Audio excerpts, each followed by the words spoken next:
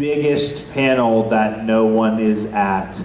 This is going to be something that you can take into the fandom and be like, I was there when something incredible happened.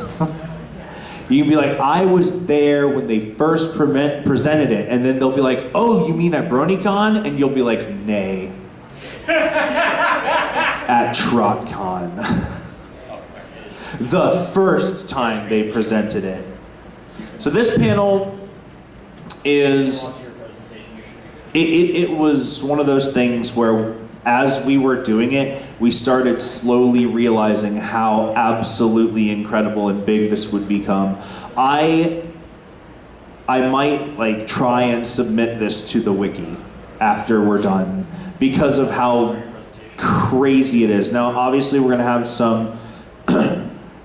There are going to be things that people notice that we didn't notice that are going to be relevant to this panel, and we are going to work together to make the most cohesive timeline we can possibly muster together. All right, so we called it a series of equestrian events. My name is Drew Flashy. I am the Brony Critic. Just sitting here slowly getting frustrated at my computer. Good old computer troubles. Yeah. 3 months old and already having teething problems. All right. Now that we've got everything working, Recording?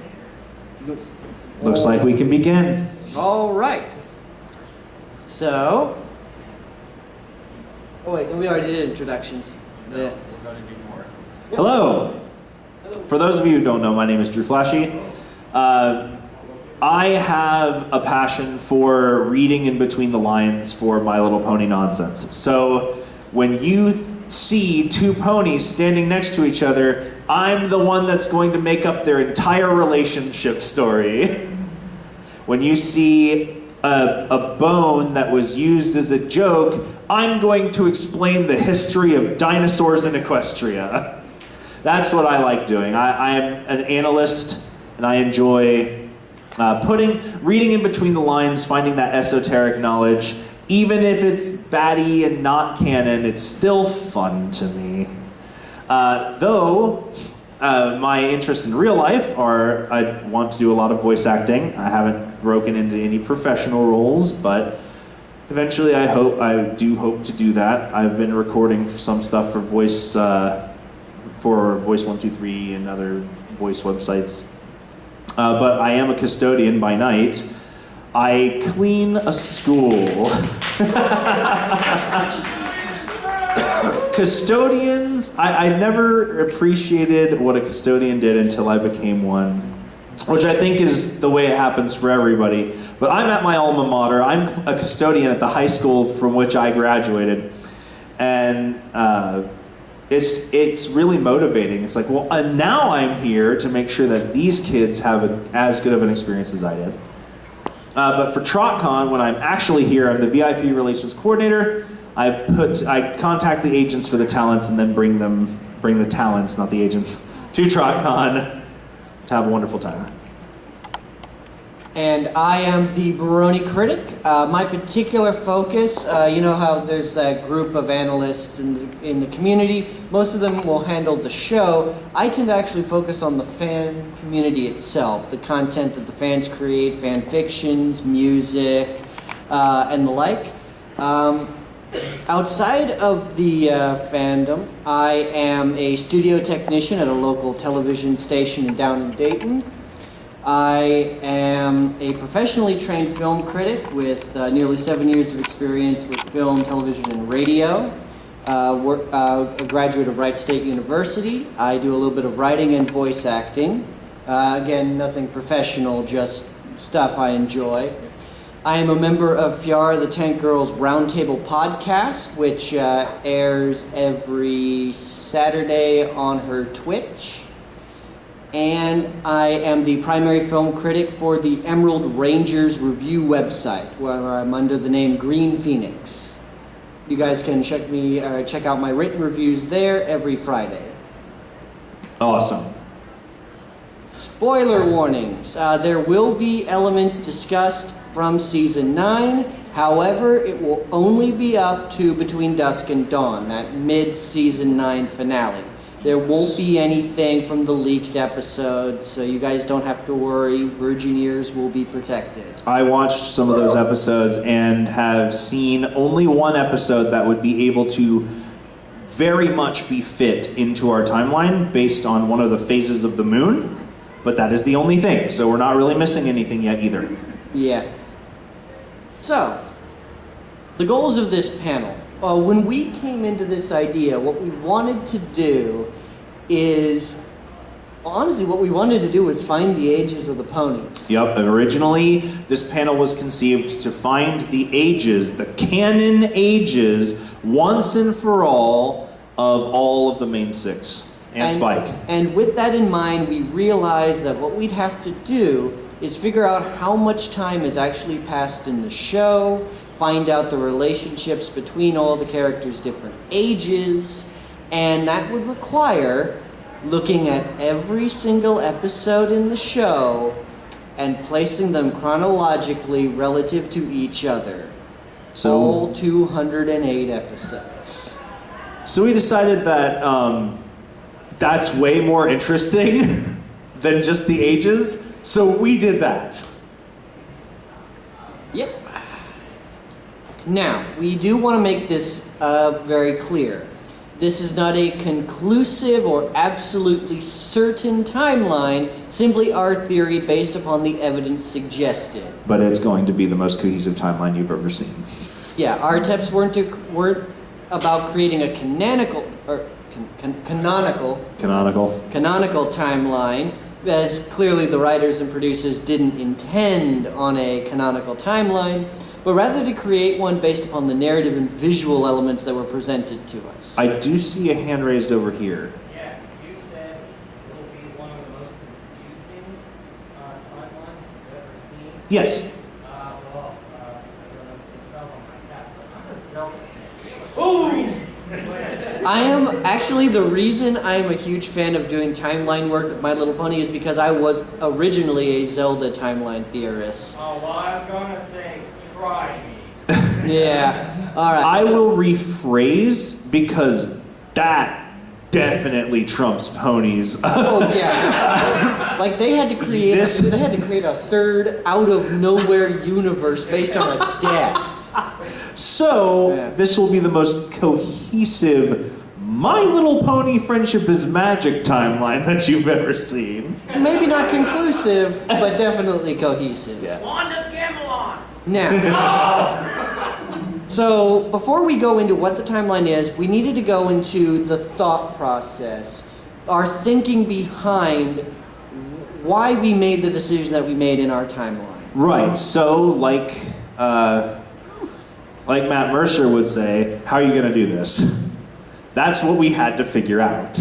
Yeah, and so our first methodology was watch the entire canon series. The episodes, the movies, canon specials in order of release so as to grow the timeline as the series progressed. That took about 3 days. Spread over about 3 months. Yeah, 3 days spread over about 3 months to watch the whole series. It's like 72 hours of content, or 76 hours of content, something like that. Just about. And that's with no sleep, no breaks, nothing. And That's only watching staring it at the once. screen, not going to the bathroom. And only watching it once. Right. We watched some of these episodes 3 or 4 times. Oh my gosh. So yes, this was a very time-intensive thing. Going to seed. We'll get to that. Okay, so our second was we had to choose a calendar. Equestria is a society where they literally control the day and the night. So naturally, if you can do that, your calendar would be very orderly and routine. Why would you make it more complicated on yourself? Right. I don't feel like setting the sun right now. Right, and it's just like, well, today's just gonna be 24 hours of darkness. Little like that. Yep. Our third was to research the harvest times for various produce, the fashion seasons with regards to rarity, breeding and hatching seasons of all different kinds of animals, holidays and their equestrian equivalents, and various cultural elements. We dug deep. Yeah. Does anybody know when the duckling's typical breeding and hatching season is for mallard ducks specifically? We do. That's a thing we know now. Yeah. 8 months? I'm guessing. Fourth, what is a moon? Fifth, what moon is? Sixth, concern it. What is a moon, Granny Smith? Seventh, we finally came up with what a moon is. We decided finally what a moon was. And then eighth was school years in academia, trying to figure out how all that meshes well together. Because there are 2 schools. Yep. There's the typical schoolhouse that runs like K through 12 that Shirley runs, and there's the School of Friendship, which is set up like a college. Right. So we had to do both of those school years. And then our ninth methodology was figuring out Daring Do and how all her books fit together because she has too many books. There were 4 or so episodes that the only reason we could place them in this timeline was because of the Daring Do release dates for each of the books. So we actually Like 4 episodes. we had to figure out how many books were released at any one time and which ones in what order. Right, like, hey, did you know that the second week of November in 1001 was the release date of the Daring Do and the Ring of Destiny? Because now you know. Yep. It had to be in the first week of November because it released a week later, and that's when everybody got it. But Rainbow Dash got it a week earlier, and that's how we know it's in November. 10th. This was our sort of, if something conflicted, how did we determine what was true and what wasn't? Is something an animation error or a clue? Right, so if, for example, in season 1, if there is Lyra standing next to Bon Bon, standing next to Orion, standing next to Lyra, standing next to Bon Bon, standing next to... We know that there aren't 2 Lyras and 2 Bon Bons. It's just, they didn't only had 1 asset at that time, and they had to just kind of repeat it. But later on in the seasons, that gets much more fluid, and because they have so many more assets by then. Right. Changelings. Yeah, changelings. Right. Yep. And so we created 2, I guess, specifications Right. that outlined how we would go about it. Is that narrative would beat out animation. If something's said in story, but something in animation contradicts it, narrative wins. Yes, and we do have an example for that, Yeah. and we will get to that later, that where animation was wrong. And then our second one was that an in-story explanation beats an out-story explanation because... Right. So, why is Gallus blue? Well, the in-story explanation, we don't know. He may be more pastel colored because he's the only griffin of his species that has a connection to the Tree of Harmony in some capacity or regard, because he's the only one that has a pastel color. Out of story, though, it was just a toy. It's because kids will buy a blue toy over a brown toy, according to statistics. Yep, and that's legitimately the reason. So, because of that, we needed to make in-story reasons things were happening. And in-story reasons will always beat Jim Miller saying, oh, blue toys just sell better. Right. Jim Miller is an amazing man, don't get me wrong, I'm not whining about what he's saying, but when they say that was the reason, it's up to us, the fans, to create a reason why it happened in the show. Right. And so now that we've got methodology, we needed to make a point of milestones. Yes. Milestones are those elements introduced that completely upend how the show is operated. Right. Things that are introduced in those episodes, or things, things when they're introduced, will determine what episodes have them and what episodes don't, where they could fit. Yes, you cannot place an episode after the castle blooms if there's the castle, it got to be after the library is destroyed. There's nothing, unless Twilight or the castle do not appear in the episode, then you can place it. But those... With one exception.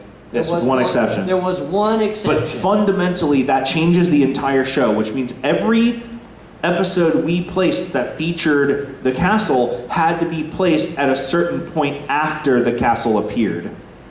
Right. Here are our milestones. This is how we determined which ones were the most important fundamental changes. When is Luna released from the moon? The foundation of the Cutie Mark Crusaders. The acquisition of Tank, which we'll go into a little bit more detail. The birth of the Cake Twins and the secrets of their eternal youth. Return of the Crystal Empire, Alicorn Twilight, destruction of the library, growth of Twilight's Crystal Castle, trademark. Reformation of Starlight and the birth of Flurry Heart. Rainbow Dash becoming a Wonderbolt. Cutie Mark Crusaders getting their cutie marks. Reformation of the Changelings. Defeat of the Storm King and the foundation of the school. Spike getting his wings. And the destruction of the Tree of Harmony and the growth of the New Six Crystal Clubhouse, trademark. Those all fundamentally changed the show in some way. And when those things happen, if those episodes contained those things, we had to place them. All right, and this is our final timeline. If you type that in on your phones, you'll be able to find it. Or you could just follow us on at the Brony Critic and at DrewFlashy1.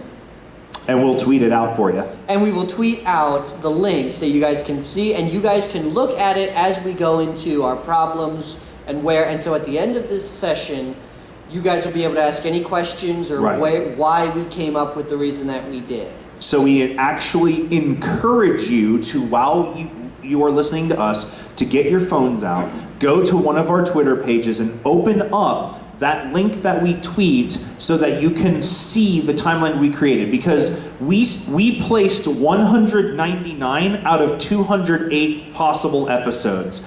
And that is a gigantic 14-page long Google document, which we could not include. I guess I did. Oh, I guess you did. Yeah. Yeah, that we could not include in this panel without boring you guys to death. Because if we went over it, panel by panel, by panel by panel, by episode by episode. It's 16 pages long. Yeah, 16 pages. I was short by 2. So you guys can, at your leisure, go, okay, I can see that, I can see, and we have the full moons charted out for you so that you can find which lunar phase goes where. It's awesome. This timeline is amazing. I'm really proud of it. I'm really proud of him because when it comes to the work, he's like 60/65% and I'm like 35 to 40%. But yeah, this entire document was created by him, and we together set the episodes where they are, and I'm super proud of it, very happy about it, and I want to hear everything you guys have to say about it because I want to know, did we miss anything? Is there anything we can add? Do you guys know there's something that we don't? I'm super psyched. Now let's complain about it. Yes, now let's complain about it. So these are the unknowns. Even though we tried to place every single episode, there were some episodes that, not because we couldn't place them, but simply because they were so broad, they could literally fit anywhere. Yep. As long as they fit in within those milestones, we always try to at least get within a season or a month. Yeah. But if we couldn't do that, it went on the unknown episodes. And so those episodes are Some Pony to Watch Over Me. We know that it has to be after the Cutie Mark Crusaders are founded, but before they get their mark. Before they get their cutie mark. So somewhere in that span of time. Which, that's not helpful. No, it is not. Traja in Season 4, Episode 22. It has to happen after Twilight's Ascension, but before the castle's destruction because she's talking about the library. Right. And that episode's so sad So because sad. she decides to save all her books, and later that season, the library gets destroyed, and all those books are and gone. they are even just scattered all over Ponyville too. Like the pages are just floating. So sad. Castle Sweet Castle has to happen fairly soon after Twilight's Kingdom. Right, but There's no way to put it anywhere. He's mentioning like things that take weeks to do, but it's shortly after Right. that. Same with What About Discord? It's got to be sometime after Twilight's Kingdom, but really, that could be any time.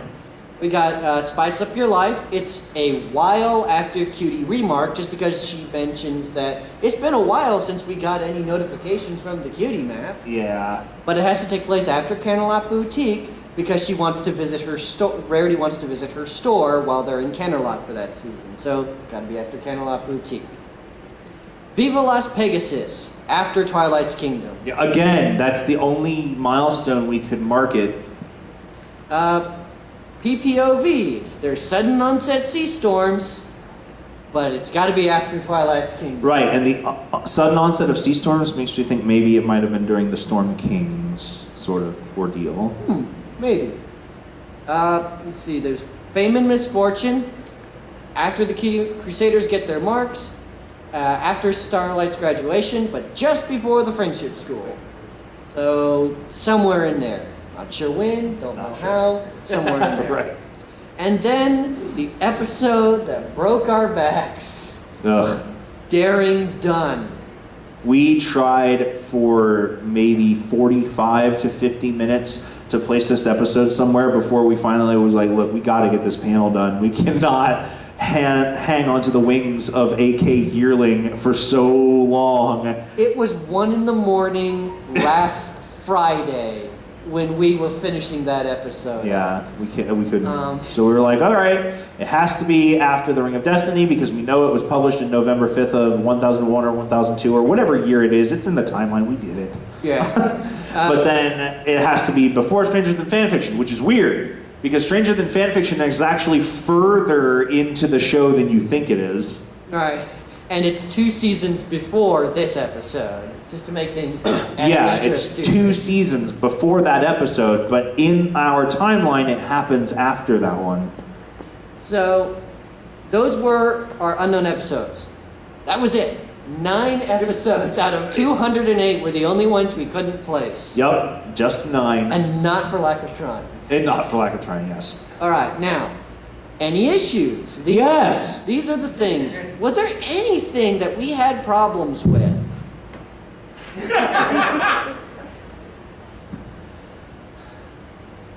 Moons! Okay, so this is a misnomer. Luna is not necessarily the worst princess. She is just the princess of the worst thing. Absolutely.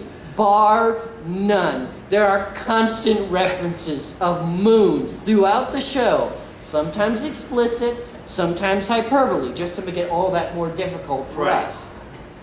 Determining which is which was a big issue, but even beyond figuring that out, because the apples are just liberal with the use of hyperbolic moons. Oh my gosh, the Apple family destroyed my perception of the show. I don't know if I'm ever going to be able to forgive them. Every time I look into Applejack's eyes, I just see a small red spot that is a reminder of the pain she caused me in this panel. In Luck Rock's My Little Pony character, I voted against Applejack specifically because of the moons. Of the moons. Yes. I want to hear what you have to say really quick. Does that mean that you can't stand watching any Rarity Dash episodes since he loves just shouting out, "The moon!" Oh my gosh. Raridash episodes. Oh, how few and far between they are. I can only think of one. There's... No, Rarity Dash, the YouTuber. Oh, the YouTuber. Oh, that makes more sense. No, I could, like, watching that YouTuber would be like, I would twitch nervously every time they said moon. Right. The thing is that we spent ages on this because we had to go scene by scene for any time the night shows up. Yes, so we scoured each episode. What we would do is I would start the episode, he would start listening, and I, at the bottom of Netflix, would just pan through the bottom panels to see the preview scenes to find out if we could see any of the phases of the moon. And if there were any scenes that showed even a glimmer of nighttime, we would pause as soon as it got there and watch and see if we could find a phase of the moon that would allow us to somehow miraculously, without doing much more, place the episode in the timeline. Right. And so, in human culture, a moon refers to a complete cycle of phases, full moon to full moon. This means that when we see explicit use of 100 moons, see the Apple family reunion, Oh. if their use of, I can't believe it's been 100 moons since our last family reunion. If it's human culture moons, that would be 8 years. In 4 months. 8 years between the first episode, season 1, episode 1, and Apple Family Reunion, and Apple Bloom still wouldn't have her cutie mark after 8 years. Yeah, so it's impossible. It's impossible. That's stupid. That couldn't possibly be the case. Yeah, so 100 moons couldn't possibly mean what it means in human culture. Right, and it's also made it additionally impossible because of Tank, which we will get into. Tank actually makes this entire timeline possible, and it's amazing. That turtle, as much as Tortoise. as much as we hate the moon, We love Tank. Yeah, and it's about But time. we'll get into it's about. But yeah, so we needed an alternative. And this dude found it. I spent so many days at work thinking about what they could possibly mean when they referred, they being the ponies, referred to a moon. What did that mean? So I was thinking about it to myself. I'm like, okay, a moon for us, each phase takes about, 4 days or so. And there are 7 phases of the moon. Each lunar month is a 28-day month. Okay, so how can I break this down? What is this? What is this? What can I do? And then I was like, 4 days, 7 phases. 4 days, 7 phases. Wait, how many phases of the moon appear in the show My Little Pony? Well, 4 and 7. So I just switched it to 7 and 4. We only see 4 phases of the moon. We see a full moon, we see waxing crescents and waning crescents, and the new moons. And those are the only types of moons we see in the entire show across all of the seasons, including the Equestria Girls movies and all of the specials. 4. These 4 phases. Which means when they say it was X many moons ago, since Luna controls them exclusively, they don't mean it's been a full cycle of phases.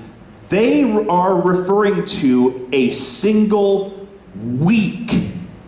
A lunar phase lasts for 1 week, and there are 4 lunar phases to go through. It goes from the full moon to the waning crescent to the new moon to a waxing crescent to a full moon. Those are Luna's favorite phases. Those are the only phases that ever appear.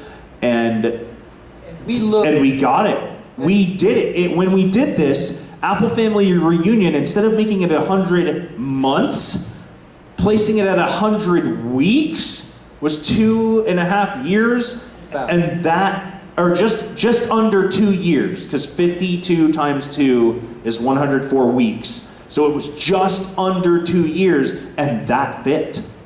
We found an answer to moons. And actually, not only did it fit, but it gave us some crap later on that was just like jaw-dropping. Yeah, it did way more than fit. And we're gonna cover just how well it works. And my mind, because I love this sort of stuff, was so entirely blown that I could not think straight for the next day. Every time I would try and think of something, the fact that the moon phases lined up so well would pop up into my head. It actually disrupted our days of work, our Because real of jobs. Because of how crazy accurate it was. And we also learned that from It's About Time, because It's About Time has some really great things It's About for our Time's the best timeline, episode. that all new phases begin on a Monday. Yup, each lunar phase is Monday through Sunday. So now, we go So we got through that issue. That was something we were able to solve. It probably took us a month of thinking on our own before we even really watched the show Absolutely. to come to that conclusion, and then we just confirmed it. What do you have to say? I just have two questions. How do you know that they have 12 months, and how do you know how long a month is? We know they have weeks, but their year could be 500 days. Two great questions, and we can answer both of them with accuracy. In the first question, how do we know, what was the first question? How do we know How many months they have? how many months they have? Okay, how do we know how many months they have? Because the summer sun celebration happens on the longest day of the 1000th year. That means it is functionally equivalent to the summer solstice, because that is the longest day of the year. Also, winter wrap-up is the spring equinox. Hearth warming happens shortly after the winter solstice, and the running of the leaves falls almost squarely onto the fall equinox. So we have 4 events that correlate to the human timeline that allow us to place into a relative degree of certainty that they do have a parallel 365-day calendar year. Now, the second thing I can say with absolute certainty, because in the episode with Scootaloo's parents and the episode where where Pinky is throwing a surprise party for Maud, but Mudbriar is introduced, there are 2, one in each episode, Gregorian calendars, each with 31-day months, each with 31-day months, and when we fit it with our moon phase theory, it correlated so well that we got those episodes down to not only what week they occur, but at what day they occur, with the date included. And so we were able to whittle it down like that. Now the second part, we absolutely know 31 days is a guarantee, because both are 31 days. Now that doesn't mean that there are 30-day months. That just means that we have at least a 31-day month. So your first question we can't answer with absolute certainty, but with the second one we can definitely say that they do have 7-day weeks. But based on what we were able to do and how certain episodes were able to line up as well as they did, seemed to give at least a bit of credence to the idea that it might be a 365-day, 12-month calendar. Right, and they do mention Arbor Day, which is the last Friday of April of every year, and that the fact that they have a day that is the exact equivalent and not just a My Little Pony equivalent also allows us to consider maybe that they have the exact same calendar. We will do one more question and then we'll keep going, and because we have a question section at the end. Yes. Good questions, though. I like you. That with your 4 moon phases, Yes. it seemed like the equestrian world, it's not specifically Earth, Right. is that the moon is moving around it at a much faster rate than ours. Yeah, I mean, It is possible, because in the equestrian world, they control night and day. So if Celestia wants to be a troll, she can just hang the sun slightly above the horizon for an extra 15 minutes so that drivers are blinded on the highway for 15 minutes longer. But like, you're right, she could, if Luna were to want maybe a little bit of extra night one day, and she talked to Celestia about it and they worked together, that yes, it is possible that the moon could move by slower or faster. But because they can raise the sun and moon, something that Joe said, it really would make it super easy to make a standard calendar. So in order to keep the country in sort of like a non-chaotic royal, they would have to have it be at this time every night for each night. right. And that's how we know it probably, even if it can move faster and slower, but we say that it doesn't for the sake of order. Right, and we also made sure no leap years because again, the leap year only exists because the length of day is actually 365.25 days, which that 0.25 every 4 years becomes a full day. You got to skip over it. It becomes a pain. Now, our next issue: Tank and letting sleeping turtles Tortoise. Tank is Rainbow Dash's pet. Yes. In Tanks for the Memories, Season 5, they celebrate Tank's first winter with Rainbow Dash. Yes. That means that May the Best Pet win in Season 1 and Tanks for the Memory take place within a single year. In that episode, we see Alicorn Twilight in the Crystal Castle. Alicorn Twilight Season 3 is very possible and necessary. Yes. However, Crystal Castle is impossible due to several other important factors that make it impossible, which this singular reason is the reason we had to make the narrative beats animation. Yeah. Because there is no way that Rainbow Dash should be talking to Spike in the Crystal Castle. It's the only time that ever happens in the entire episode, and it could easily have taken place narratively in the library. There's no reason it had to happen in the castle, except it's taking place in Season 5, and we don't have the Golden Oaks library asset anymore. We have the Crystal Castle asset. We're Right. going to have to use that now for Season 5. That's the out of story. In story, it's just an animation error. Yeah, in story, this episode happens in Golden Oaks Library. Out of story, the animators had to use the asset of the new castle because it was Season 5. That's why. So we were like, well, the story is, there's nothing that says in the narrative that this has to take place after the castle, or the library was destroyed. Nothing. So that's what we did. We placed it earlier. And just assume that the castle is a mistake because there's a bunch of other things that demand that this episode has to take place before like, oh god, it's the first winter. That's an actual narrative point of the episode. And as you'll see in the timeline, we had to bend seasons 1, 2, 3, and 4 into a 1 year or a 2 year period. Yeah. Those 2 episodes, those 4 seasons take place over the entirety of 2 years. Talk about a life-changing moment. Oh god, like there are some episodes in season 1, 2, and 3 that happen within weeks or days of each other just because there's not enough time for anything else. Like, now, Daring Do. And the bullcrap books. Daring Do has a lot of books. So many books. A lot of books. And apparently, Twilight possesses all of them in Read It and Weep. Which is impossible. Yeah, we see 8 distinct books by the end of the episode, but when we were looking at it, they had to be copies. It's a library. There has to be multiple copies of the books, because in Daring Don't, they only mention 4 books in the series, with Ring of Destiny being released at the end of the episode. Which makes it the 5th book in the series. Right, they only mention the 4, and they know that because book 4, like the Radiant Shield of Razdan, and the fact that I know that on memory.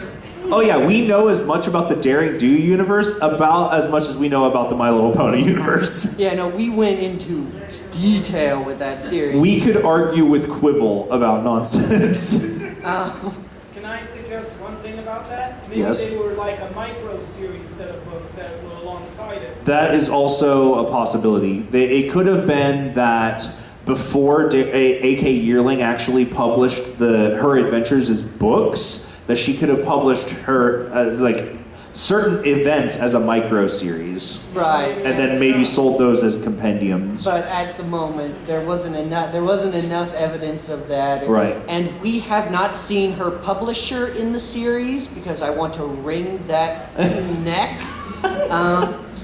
We learned by Stranger Than Fan Fiction that there was an original trilogy, might not be the first 3 books, Might not. and at least 3 books after the trilogy. So we see in order 10 named or referenced books. I think we actually got it to 11 at some point because we added the Riddle of the Sphinx. Yeah, we added the Riddle of the Sphinx. So the order to the best of our ability. We actually ordered the books for you guys. As much as we could. Daring Do and the Quest for the Sapphire Stone. This is the first book in the series, according to Twilight. Yes. Daring Do and the Griffin's Goblet. After Rainbow Dash finishes reading Sapphire Stone, she immediately picks up Griffin's Goblet. So that one is for sure the second book. There is an unnamed book 3, which in Daring Don't is mentioned as the start of the Tenochtitlan arc. Yes. Ahuizotl has been trying to control the basin since the end of book 3. 4 is the Daring Do and the Razor of Dreams. That's funny. We did not realize this at first. But Yeah, we watched the episode twice, and the first time we saw it, we didn't catch it. mentioned by Twilight in Daring Don't, as in book 4, the Radiant Shield of Rasdon and all that stuff. However, in The End in Friend, Starlight gets Rainbow Dash and Rarity to read each other's books, and she mentions, I liked how in book 4 they used the crocodile as a raft. As a raft. And then later in the book, later in that episode, Rainbow Dash, it's from Rainbow Dash and I've been too long. Daring Do and the Razor of Dreams when they use the crocodile as the raft, meaning book 4 has to be Razor of Dreams. Yup. That took us so long to figure out. Yeah, so we actually posit that the first trilogy is the unnamed book 3, Daring Do and the Razor of Dreams, and then Daring Do and the Ring of Destiny. The Tenochtitlan arc. Yeah, effectively. exactly. Because Ring of Destiny concludes what happened in book 3 and book 4, but that's the one we see in Daring Don't. Now there are others. There are and others. This is what puts Stranger Than Fan Fiction so far in the timeline. Yeah. Because there is Daring Do and the Curse of the Jungle Queen, named by Rainbow. Daring Do and the Trek of the Terrifying Tower. Daring Do and the Many Faces of... Daring Do and the Riddle of the Sphinx, which is in See the Poster in Castle Sweet Castle. Yes, Castle Sweet Castle. And Daring Do and the Curse of the Pharaoh's Tomb, which I think it's funny that Riddle of the Sphinx and Pharaoh's Tomb are both Egyptian related, Right. which seems to fit in with Somnambula. Yeah, so in some they way. take place in the deserts in or around the town of Somnambula. So we assume that they might be related to each other, or the book that preceded Curse of the Pharaoh's Tomb might be Riddle of the Sphinx. We're not entirely certain. Well, yeah, and it reads, Pinkie Pie's reading in the paper that Daring Do and the Curse of the Pharaoh's Tomb will be A.K. Yearling's last book because she's retiring. And that's why they actually go to Somnambula to find out. So we knew it was the most recent book in the series based on the date of that episode, which we couldn't figure out. Now, we got the Daring Do. Yeah. Now, our observations and discoveries. These are the things that, as we were designing it, what were the cool things we figured out that was like, wow, that's so cool, or the revelations, the discoveries. Yeah, like, holy crap. Including the ages. Yes, including the ages. So, how close the moons line up? Yeah, okay, so this is absolute nonsense. Okay, so after I devised the lunar week and he started placing episodes based on the lunar week, once we got to the key episode about time, we were able to start putting dates to things. It is so astronomically unlikely that all of these things would be accurate, but they are. Like, a great example we had that just, we lost our minds. There's the episode in season 9 called Student Council. Yes. Student Council has to take place. Let me see if I can find it. I believe it is. It's at the end of the. It's at the end. It's all the way at the end. All right. So here it is. They mention that they are on spring break for the spring solstice, but spring equinox. Yeah. A spring equinox, which means it has to take place around the 21st of March, Yes. somewhere around there. Now, when we lined up the full moons, we know that the full moons have to fit into a certain time because It's About Time showed us how it all relates together. Yes. And we know that based upon around the 18th to the 21st of March should be a waning crescent. And sure enough, when you look at that episode, there is a waning crescent in that scene. And we came up with that independent of anything else. Yeah. And that just blew our minds. I'm getting chills right now. Like, the fact that we could place these episodes based on what lunar week they take place in is bizarre, which brings us to our next point. Who's heard of the scientific principle of Occam's razor? Raise your hand. Couple of you. Okay, Occam's razor states that the most likely result is often the correct one. Now, it's not entirely that. The full razor is based on the evidence that we have clearly established. The most likely outcome is the correct one. Until new evidence is given, we will go with the likeliest outcome. So, if we use Occam's razor on this, because we have to, it is absolutely mind-bogglingly how accurate this is. We can conclude that they may not have been told to do it, but someone on the storyboard team of My Little Pony or someone at DHX, one of the animators, is keeping track of the lunar phases. It is way easier to believe that someone is keeping track of them than it is to believe that the thing that I randomly came up with one day is so accurate to the show that it just all happened by chance. Right, and it obviously reveals that there must be an anal-retentive animator or storyboard artist at DHX. There just has to be. And what also kind of blew our mind is that, if it were just an animation thing, we would think that the moons would change throughout the episode. Right. No, in scenes where we see the multiple scenes of night, the moons stay consistent. And actually, in one case where we know that the timeline has to switch from one week to the next, the lunar phase changes accordingly. Yep. In one episode, there is a full moon, and then in the next night, there is a waning crescent. And we were like, oh my gosh, we know that takes place on a Sunday to a Monday. Because that's what it is. Sunday to Monday is the changing of the lunar phases. And sure enough, it lined up. It lined up with everything else. Perfectly. The lunar phases are way more reliable in our timeline than any of the other things that we've placed. So if we have something that reads, this episode has a moon in it, those we are more sure of than any other ones. Now, our favorite episode. Our favorite episode. This episode almost made this timeline. Because before this episode, we were getting, months, seasons, and then this nugget got dropped because it mentions Arbor Day. So, do you know what this week is? Or do you know what happened this week? We missed celebration of Arbor Day. We missed Arbor Day. Arbor Day is always the last Friday in April. Always. And so they mention, and so are you guys from the far distant future? No, actually, we're from next Tuesday, implying that it is that Tuesday when the episode starts, which would make it Tuesday, the 4th of May. And then we counted down each of the episodes, knowing that it had to end 7 days later on the 11th of May is when the episode ends, which actually allowed us to match the lunar phases, which they did. Which they did, right? Right.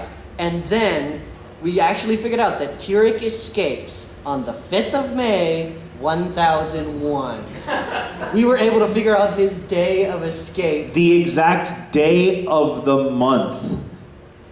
Tyrek escaped May 5th, 1001. That is exactly the day, according to our timeline. So it's like everything after that, because there's a calendar in that day. It's a flip calendar. It's not a Gregorian calendar. It's a flip calendar that keeps track of the day. It reads 4, and then they say we're from next Tuesday, which is a week. So that's how we figured out it was the 4th. a Tuesday.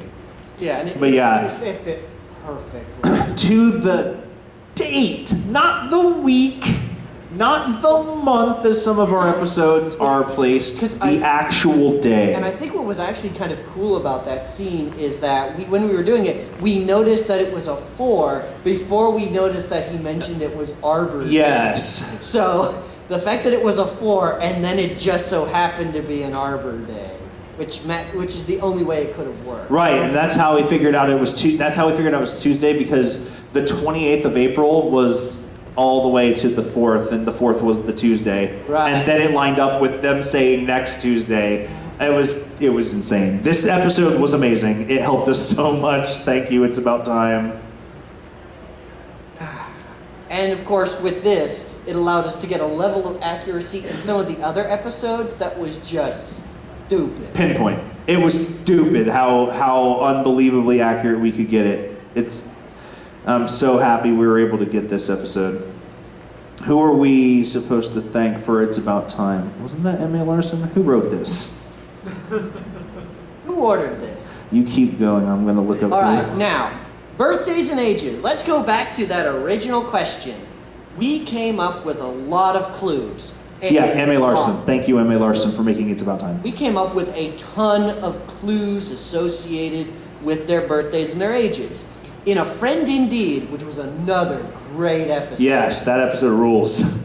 We learned that Zikora's birthday is the day before Cheerilee's. We learned that Cheerilee's birthday is the day of the episode. We learned that Cheerilee's birthday is 132 days before Matilda's and 75 days before Pinky's. We also know that Pinky's birthday in Party of One is the day after Gummy's first birthday and must take place shortly after Winter Wrap-Up because Rarity mentions a Spring Has Sprung party during Gummy's birthday, which means that it has to be sometime after Winter Wrap-Up spring, yeah. when spring arrives. Twilight's birthday is in Sweet and Elite, and that has to take place in April or May because the Kennerlock Gardens are open for the Grand Galloping Gala, which we put in the 21st of April. Mm-hmm. Spike's birthday must be late May, early June, because Spike was hatched during a summer flight camp from Cutie Mark Chronicles, and in Secret of My Excess, it's his first birthday in Ponyville. If it had been later than July, or if it had been in late July or early August or something, then it would have happened at the beginning of the series. But his relationship with the main six and everyone's friendships with each other doesn't line up for that to be possible. So it has to take place in late May, early June, because that ends up much more closely with, that would happen towards the end of that first towards Alicorn Twilight Ascension, right, than it is closer to season 1, episode 1. And then we learned that Rainbow Dash's birthday cake has 21 candles. Yep, 21 candles. And nothing in the episode contradicts, nothing narratively contradicts, so animation says 21 candles. Yay, Rainbow Dash! Now, She's already getting wasted. right. Yeah. Now, a few more clues. We know that Sweetie Belle has a 5th birthday and For Whom the Sweetie Belle Tolls and has no cutie mark in that flashback, thus showing that all the main 6 must have been older than 5 when they got their cutie marks. Rarity is also an adult at Sweetie's 5th birthday, so how old is Rarity compared to Sweetie Belle, if Sweetie Belle is the same age as Apple Bloom? Right. Now, we know that from parental guidance that 2- and 3-year-olds have full eyes, a tooth, and no diaper. We know this because baby pictures of Rainbow Dash have those features, and they are described as best carrot eater under 3. Yes, so we know she was under 3. We also know that the Cake Twins, that this actually lines up pretty well with their births relative to the timeline. They seem to be aging pretty well relative to what we'd expect. We think they're about 5. They're almost 5. According to our timeline, they are 5. They are 5. But I would say if we were to see them before the series ends, that we would see what their eyes look like. I think that they would breach that 5 category, that 5-year age threshold. So we know that between 3 and 4 there has to be that character change asset, or Right. probably closer to 5 based on the Cake Twins. Yes. In Call of the Cutie Mark Crusaders have to be older than 5. In Griffin the Brush Off, we learned that Fluttershy is a year older than Pinkie Pie. And Cutie Mark Chronicles, we know that all 6 ponies got their cutie marks around the same time that Spike was hatched. Yes. Now, in Going to Seed,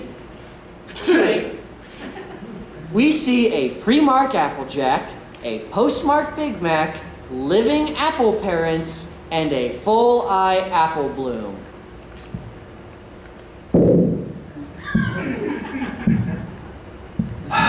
This episode ruins everything. Yeah, this episode ruins everything. We got through 200 plus episodes. We get to this episode and we almost had to go, well, forget that. Yeah, it's season 9, episode 10, and we were like, well, our panel's done. Okay, good night, everybody.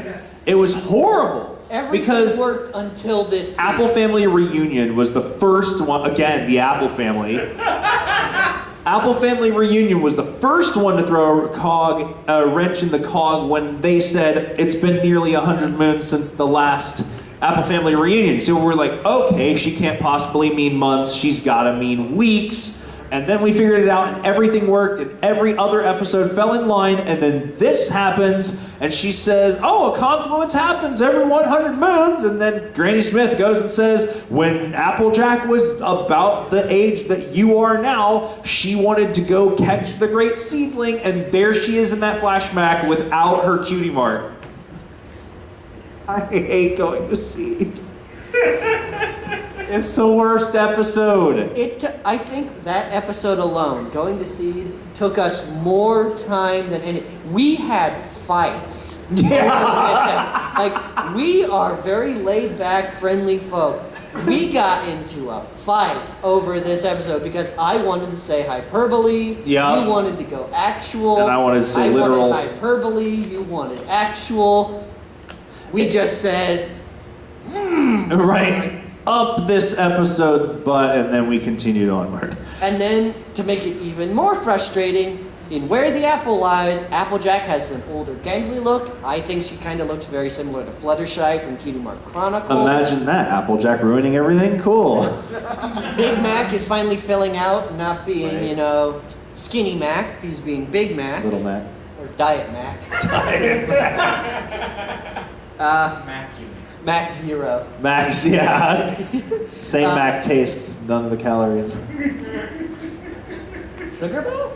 I was thinking marble pie, but it's Okay. cool.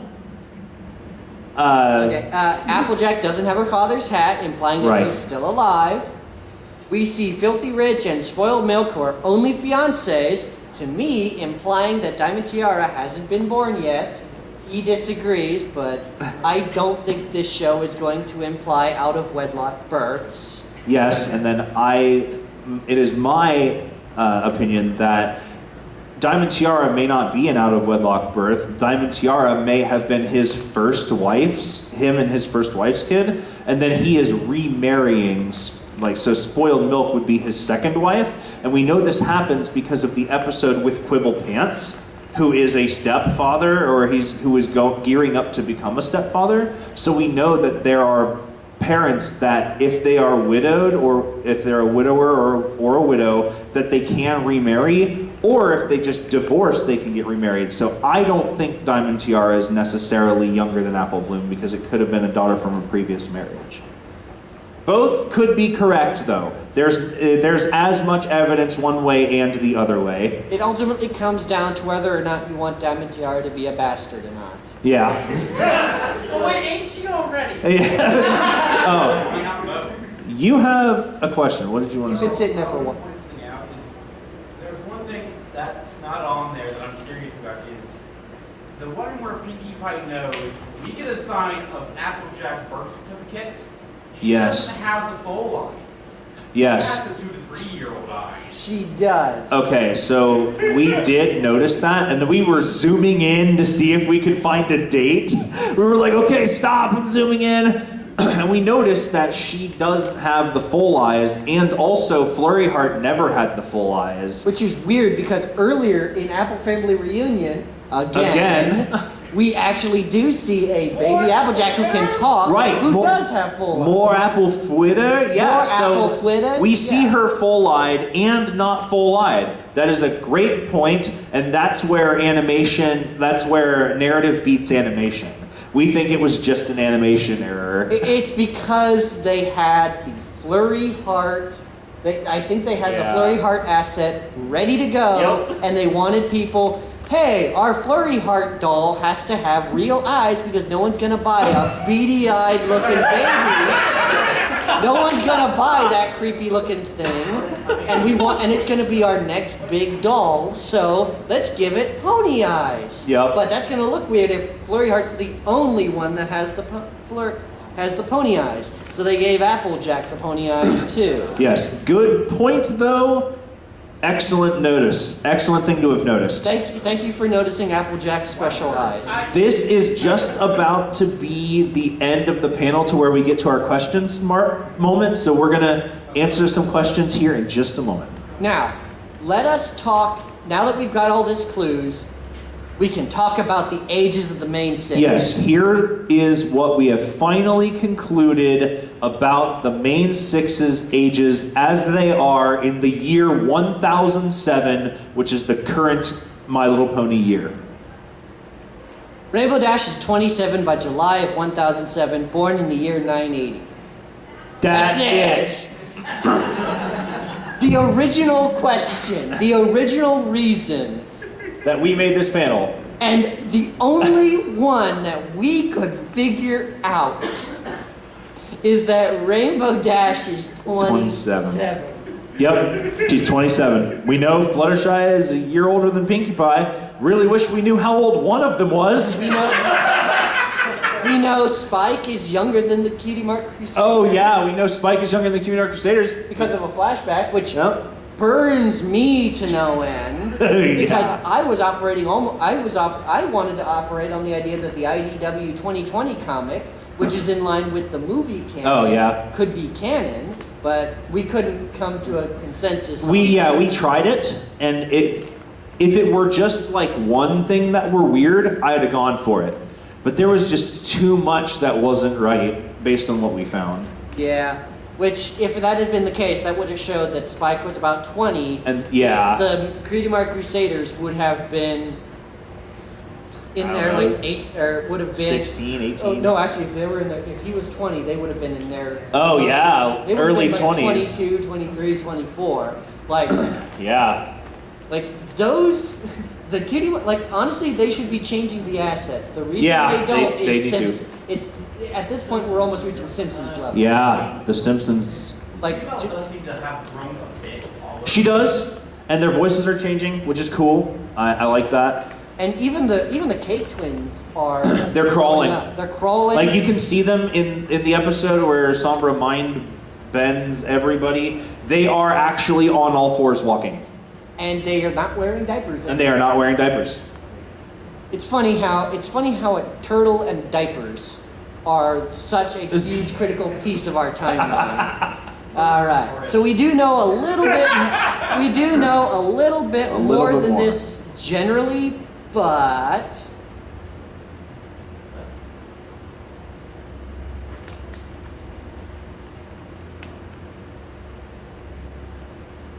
Please frown upon a troubled brow.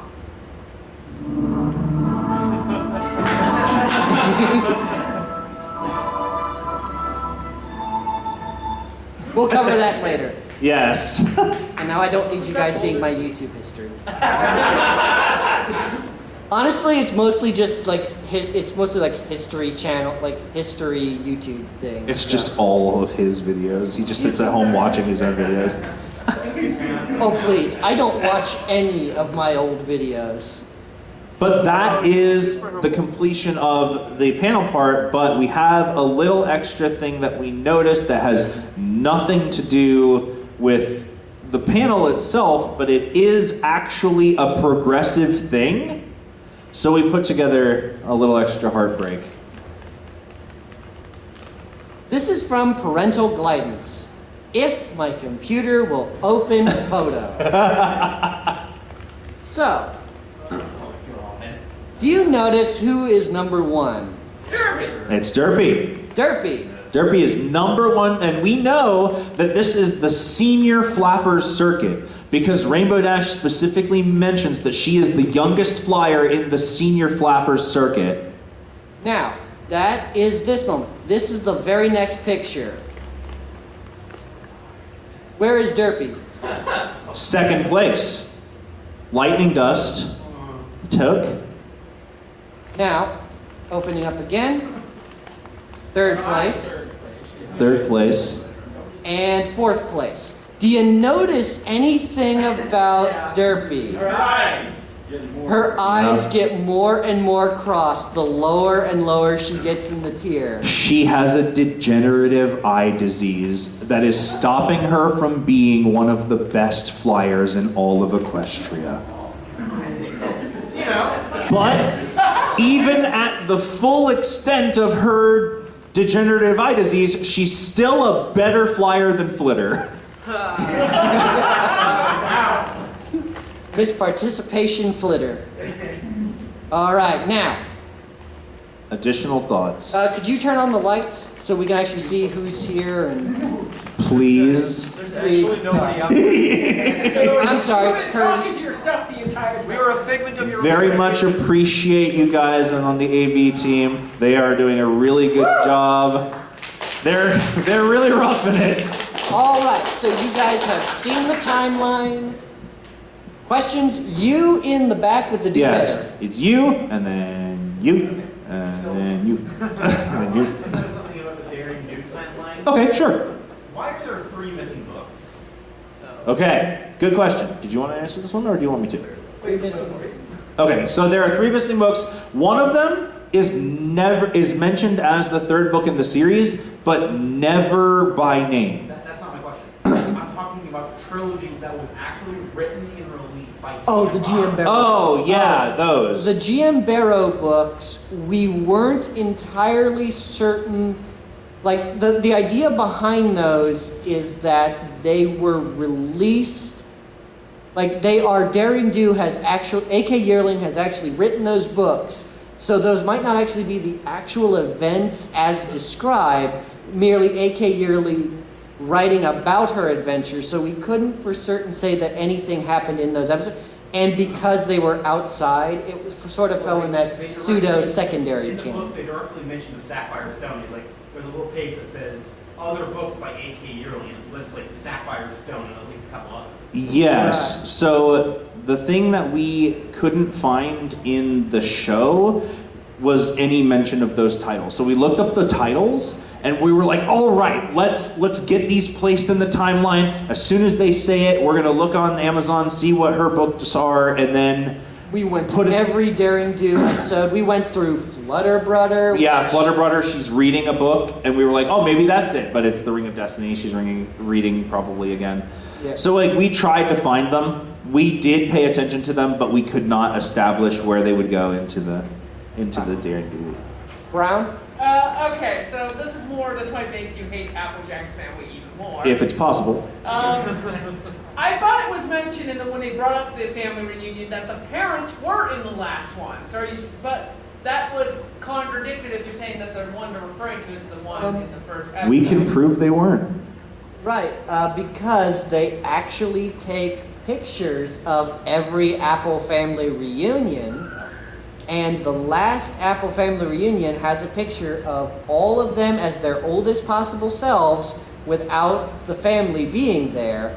But even more than that, we were able to start creating a family tree for the Yeah, Apples. we have a family tree all the way back 3 generations. So like if Applejack is the base generation, we know about her parents, her grandparents, and her great-grandparents.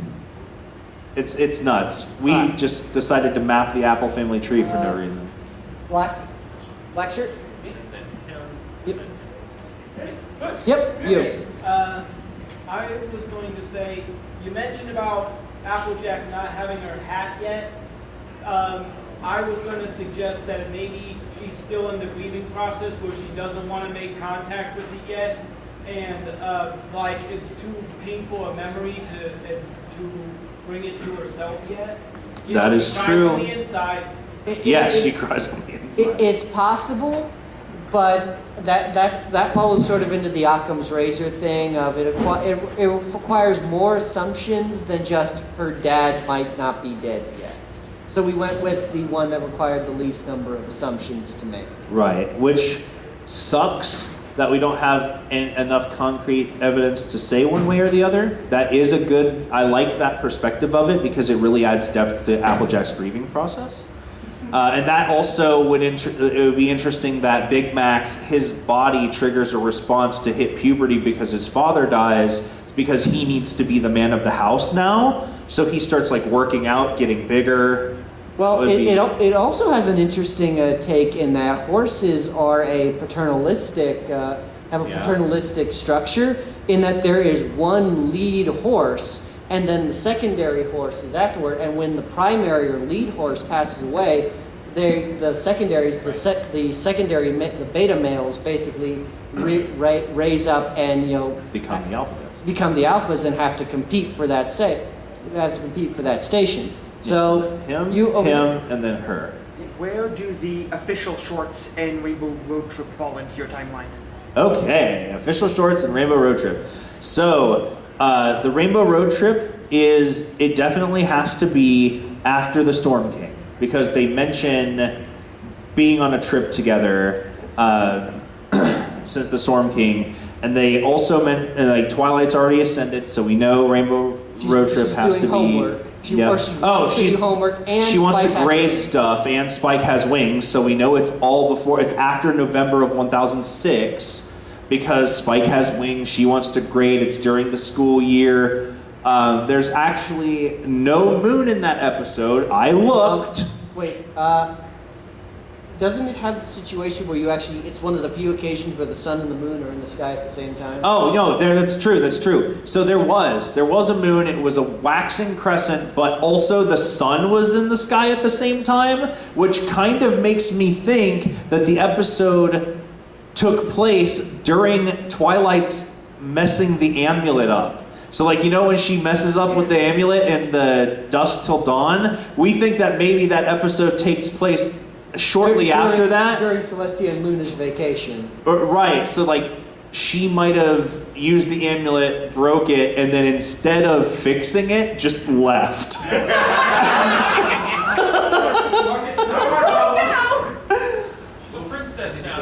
And then the Official shorts. The official shorts, which shorts? Stuff like Aelicorn. Oh, I haven't seen that. I have. It's going to be one of those, the shorts are usually just so small or so short and so thin in their narrative that it's really hard to get context clues from that. So with that one, that's likely going to be, Aelicorn is going to probably be in the same vein as after the castle has been created.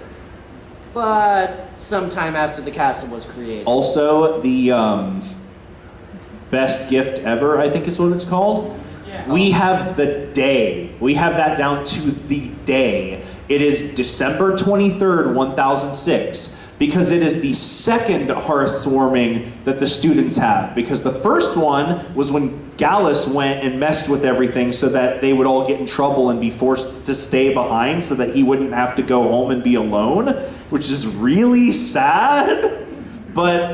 So that was their first hearthwarming eve. The second one, they all went back to their respective homelands, and that's why none of them are there. We see them getting on the train in the beginning of the special. So we can place it December 3rd, 1006. Because it's heartwarming. Yeah, December 23rd, 1006, absolutely certain, because they're singing a song about the day before hearthwarming. They're singing a song about hearthwarming Eve. Wait, how many songs do they have? They have one for the 25th, the 24th, and the 23rd. They have a song for every day. Yes, so that's when those take place. All right, you had a question as well? So, I think we're talking about how, And then and she has one. The 8 twins, when Solomon took over, they were like crawling. Yeah. Was that, so we talked about that, is that like how if they still had the like baby eyes, then they're still like in like full form, or like they're not even resolved, or at least not even have a conversation? We think the Cake twins can talk in that episode. They just haven't been in one where they have. They are background, because we saw Right. that when they were only a month old, they were able to say Pinkie Pie at a month. I don't know about you, but when my nibblings were 1 month old, they weren't exactly the gabbiest. And with the pear butter and dry bag, they were really like this. Right, but that could also be baby talk. That could be like Baby Genius's thing, where the babies can talk to each other. Now, you and the Gray, you've been waiting a while? Yes. I was about Applejack. I don't know about Tori, but with her Applejack and Applejack, I always thought it was because she was just a little bit older. That was worse together. Yeah, that was the thing, is that is a birth certificate. We had considered that. Yeah, honestly. we did. Like, maybe she's older. Honestly, I think she just suffers from a terrifying disease called protagonist syndrome. She's a main character, she gets specialized. Black and then brown. Is there ever a factoring in, well, I have two questions. One is, do you ever factor in the days actually passing, like when Discord or Twilight or the Storm King are moving the sun and moon constantly? Like, Yes. So you actually consider like 4 days going by and things? No, we don't consider that. What we noticed, or what we considered, is that the moons were always consistent in an episode, except when they were being messed with, because the lunar phases are actually determined by Luna consciously. Yeah. Not like just moving the moon doesn't change its phase. Right. Luna has to control and make it change its For phase. example, in the episode where Into Where and Back Again Part 1, Starlight Glimmer goes to her old village, and when she comes back, the moon phase is wrong because it was a new moon, but then it went to a waning crescent, and we were like, "What the crap? How did that happen?" Unless it's been 3 weeks, but Unless it's been 3 weeks, but there's no way it took 3 weeks because it was a new moon when she left and a new moon when she got there. And the whole celebration that they have there only lasts a week. They Right. say in the episode it lasts a week. So what we found was it was during that time that Chrysalis had already deposed all of the princesses. So she was trying herself to raise the sun and moon and can't. So the phase got all messed up because she was controlling it and not Luna. So we did consider that. Well, there is only one other episode that the moon phase kind of changes, but it can be chalked up to animation error, and it is Ghostbusters. In Ghostbusters, we see a waning crescent, then a waxing crescent. But the reason we see that is because when you actually look at the episode, they just flipped the scene. Oh, it's just yeah. a mirror image. So it's actually, we don't know whether it's a waning or a waxing. We Right. know that it has to take place really, really early on. Yeah. And the other thing I was going to say is about, again, something we don't like to hear about, but Applejack's birth certificate. Yeah. It could always be that was the first time they had a chance to photograph her after her birth certificate was finalized. Because remember, everybody says Town Hall has always had a bad system until Pinkie Pie helped the mayor. Which is true, but also she has eyes too young. So like in that picture, she would be 5 years old, but she's still in diapers. So like it just doesn't line up. Right, and then, of course, one of the things we thought was rather fun is trying to explain why in the last roundup, why are they fixing Town Hall? And the way it ended up lining up that we noticed is Secret of My Excess has to take place right before the last roundup. So they're actually repairing Town Hall after Spike wrecked it. Yeah. Which is also why he doesn't show up in that episode. He's in hiding. And that's absolutely true. I'm hiding. So Spike ends up a fugitive for a couple of episodes I sometimes. can't do anything. Who does? Mike and Steve Rogers. Spike and Steve Rogers. All right. Anyone else? Brown? Well, I have like two observations. that Okay, might you solve get some one. things. I'm kidding. One is that the possibility of Applejack having not the full eyes is because the only two that don't have full eyes are her and Flurry Heart. Because they're so have magic in them, it might be that's what boosted them up to get full eyes. Because it might be the fact that they're actually like, she's a Tree of Harmony, she's an Alicorn. That's a really good point, actually. So it I might really be main characters. I really like that. Well, yeah, but like Applejack, I've done an Equestrian Legends panel on how Applejack is the most powerful pony that exists. And she's unbelievably strong. And I did a panel a few years back that basically implied that the Tree of Harmony is actually a computer program that is slowly manipulating all of Equestria to create the situations. Like the choosing stone from the choosing stone among the Pie family. The choosing stone decreed that we would be a couple, and it was so.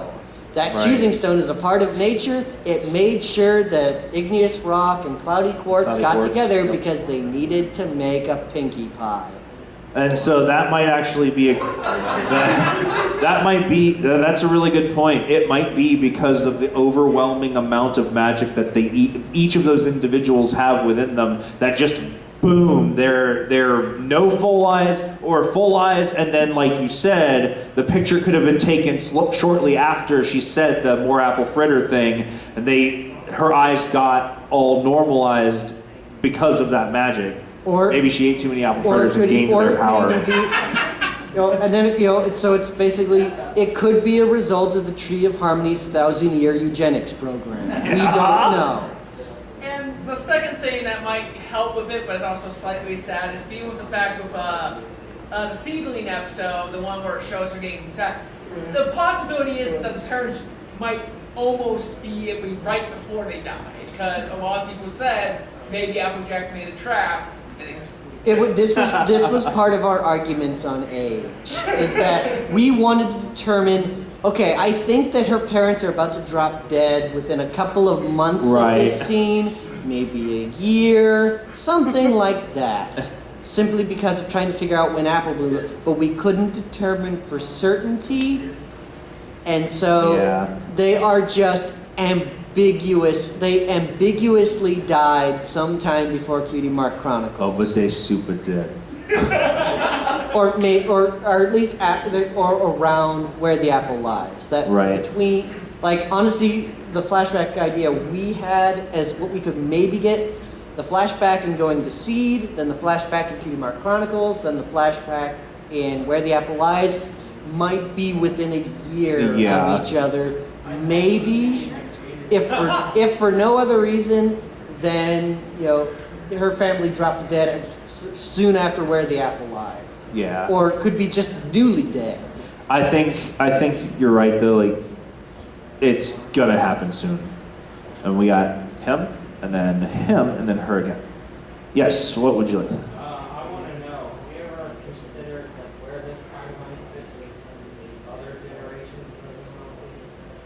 I did a little thinking about this. Oh God, are you going to use this for Equestrian Legends next year? Well, I kind of did already this year. I think that the original series, I just got done presenting my Equestrian Legends Origins panel, like right before this, and in it I said that because Grogar appears and there are still humans around, that is probably the first point in equestrian history thousands of years before Gen 4, because that's when Gusty the Great defeats Grogar in actual canon is Gen 1. So like the story that Grogar's talking about in Gen 4 is an episode in Gen 1, which is awesome. So I thought that for sure that had to be thousands of years ago, but I didn't do any thinking of Gen 2 and Gen 3, did you? I did not, but I just noticed from your Equestrian Legends Origins panel, Scorpion in Gen 1 gets turned into a human prince at the end of his episode. Yes, So- Scorpion does become a human prince. That's true. So does he come back human? Weird. Yeah. Maybe that's why you don't see him in Gen 4. He's the founder of the Equestria Girls universe. Which makes him a prison warden? Oh yeah, because we discussed the possibility of Equestria Girls being a penal colony. Yes. All right. You had a question. So I have a theory on where Equestria takes place in Earth's timeline. Oh, all right. HAL 9000 is taking over the world with the Tree of Harmony. Yeah. In the year 9000, it's just taken over by the Tree of Harmony. No, HAL 9000 is taken HAL over. HAL 9000. HAL 9000. That's the monolith? HAL 9000 killed every human. Like, you know what? Horses might work. Honestly, I can't it's do been that, Twilight. Pony days. And then you had a question. Yes. I think about Appleworld and Applejack. In the Cutie Mark Chronicles, she tells the Cutie Mark Crusaders about how she got her Cutie Mark. She said she was a filly who was littler than y'all. Yes. If Appleworld was born as a rabbit, she was littler than y'all. Right. So in going to seed, we noticed that she didn't have her cutie mark, and it was like, and Granny Smith is super young in that flashback too. I think Granny Smith just has Alzheimer's, and that explains everything. Honestly, with all the nonsense she gets up to, I was prepared to Occam Razor Alzheimer's. Yeah, because like her, if you watch her in the Going to Seed flashback, she's super young because she's the narrator of the flashback. But if you look at when Applejack and Big Macintosh are flashing back, she's still exactly the way she looks right now. So like, Because in their mind, she's always been because an she's old always geezer. been an old lady. So I think it may have something to do with narrator perspective, because you're absolutely right. In Call of the Cutie, she says, even littler than y'all. It's like, well, You're a liar. yeah, Applejack's a liar. Right, she's the element of honesty. Except when it matters to us. So that is an exceptionally good point, though. Do we have any other questions? Another one? Can I get a copy of the timeline? Yes. If you follow us on Twitter, or just go to our Twitter, if you want to just go there. But, Please follow why us. would you No. want to when you But, could support us? If you click on that, you can copy paste it. We didn't have time to print them out, and even if we did print them out, they're 16 pages long. So if you want, you can take that Google Doc link, highlight everything, just hit Control A, or if you're doing it from your phone, press and hold, and then hit highlight all, and it will allow you to copy paste it into a document or an email to yourself, which will then allow you to have a copy of it. Yes. I was kind of wondering, so you brought up Derpy in your with the pictures of the flight camps. Yes. I was wondering, wasn't there in the episode where they showed the flashback with where the apple lies? Didn't they show Derpy with her eyes bandaged up at the Ponyville Hospital? They do. And Wait. notably, Derpy's an adult. Yes. Because she was in the senior flapper club or the senior flappers. So she's and- older than the rest. Right, she's older than the main six. Well, she's at least older than Rainbow Dash. But yes, you do see her eyes bandaged up, and she's an adult. You know which what? means she's past that threshold. That means that there is actually a sub-story running through the later seasons of My Little Pony. Oh, yeah. Detailing the rise and fall of this poor little filly that was a great racer something happened and she just got worse and worse and worse. And there's actually evidence. Yeah, but she still wants to fly, so she became a mail carrier. She tried to fix her eyes at one point. It doesn't work. Right. And so like Writers to the fan fiction. Right. That would make a really good series, just a little like following It has Derpy. to cover more than just the eyes thing, because she also has shown that she was once smart, but then she started to get a little loopy. Yeah. So it could be more than just a degenerative eye disease. Yeah. It could be something attached to that, perhaps. Other questions? Don't be shy. Yes. You mentioned, you only was age of the main six, for a fact, at 27. Yes. And you know that for a fact that Fluttershy is a year older than Pinkie Pie. Yes. You know, like, how many ponies would be older or younger than Rainbow Dash or any other relative changes? Okay, that's a great question. We do. As we just mentioned, we know that Derpy is older than Rainbow Dash because she's the youngest in her. Rainbow Dash was the youngest in her senior Flappers Club, which means Spitfire and Lightning Dust, Flitter, Cloud Chaser, Fleetfoot, Soren, and Lightning Dust are all older than Rainbow Dash. In addition to that, we know that Rainbow Dash's bullies are probably older than her. Gilda's the same. They were also in the senior flight. Yeah, they were in the. So they're probably older than her. And they Gilda is also, we see her as a very young Griffin, which is adorable. The Gilda is around Rainbow Dash's age. So if they ever say Gilda is this old, or if, what I hope is to place Fluttershy. Like, I really want them to come out and be like, Fluttershy's such and such birthday, because as soon as that happens, we know how old Pinkie Pie is. Speaking of that, something we completely forgot, we actually have 2 dates that are really funny. So we were placing dates for birthdays, and originally for Pinkie Pie, we chose April Fool's Day. Because, I mean, that fits, right? Well, but and the reason we did that is because in A Friend Indeed, they mentioned Zakara's birthday, Cheerilee's birthday. Knew Friend Indeed had to happen around this time.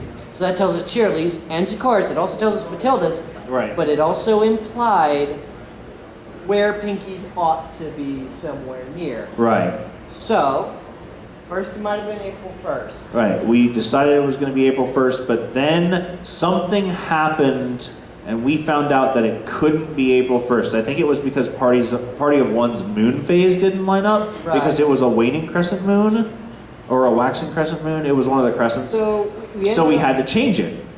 We changed it to April 14th. Yep, April 14th. And the reason why April 14th is the International Day of Laughter. Well, it's National Day of Laughter. Sorry, National Day of National Laughter. Day of Laughter is April 14th. So what we decided would be awesome is we placed Maud Pie's birthday on April Fool's Day. Because she's a comedian. Because she's a comedian. So we know relative to other ponies, we know we know that Fluttershy's brother is younger than Fluttershy, which means she's probably around Rainbow Dash's age, or he's probably around Rainbow Dash's age. Right, about a year or two younger. Yeah, because I think Fluttershy has to be older than Rainbow Dash. I think so too. I think she has to be older, but I don't think she's much older. Right, and that's sort of where my theory was going in, the fact that Applejack looks ganglier, and Right. she's about a year older in that flashback than she is in Cutie Mark Chronicles, implies that she might be around Fluttershy's age that Fluttershy was in Cutie Mark Chronicles, that she might be Maybe. the oldest of the main six. But we couldn't quite tell because there's Right. Rarity. Yeah, there's But Rarity. it's rude to ask a mare her age. But Rarity is the same age as Cheerilee. She's in the same, Cheerilee is in her school play when she gets her cutie mark. So if you look, one of the costumed ponies, it's Cheerilee, and the other instructor is the one that Cheerilee took the place of. So we know that Rarity is at least as old as Cheerilee, and Cheerilee seems a little older, and then Rarity's an adult when Sweetie Belle is 5, which means Applejack is probably younger than Rarity, almost a guarantee, but that makes Rarity one of the oldest too. Yeah, so we are not entirely sure about the ages, but we have... There are so many ponies that are approximate and adjacent that if we just got one more thing, then we would have it. Honestly, Spike's birthday, Spike's age, a definitive Spike age, even if it completely messed up my headcanon and my ship, would give us everything. Yeah, it would. We would be able to basically just fill in the blanks from that if we had Spike's birthday. That would be amazing. Hint, hint, wink, wink, nudge, nudge. Writers. It's The writers are watching. A dude can dream. man, I just can't get over how valuable It's About Time was. Yeah, man. Because before It's About Time, we could just do lunar phases, so we could only place episodes by week. But because of It's About Time, we could place episodes by day. Now, we didn't place every episode by day, but we totally could. If we were given enough time, enough energy, Yeah, enough like just microscoping, We could do probably it. could have. yeah, absolutely. But we didn't want to. We probably should wrap up fairly soon so you guys Yep. can get into whose pony is it anyway. But yes, thank you all for coming to this panel. Very awesome. We had a tremendously wonderful time putting it together for you all. And we're glad that a good amount of you came to see it. We'll have to do something like this again next year. Yeah, if you want, we are presenting this panel at BronyCon. It's going to kind of be in hyperdrive though, because we have half an hour less than we do here. So there's going to be less questions, more like going straight through all of that as fast as we can. It's on Thursday from 10 p.m. to 11:30 p.m.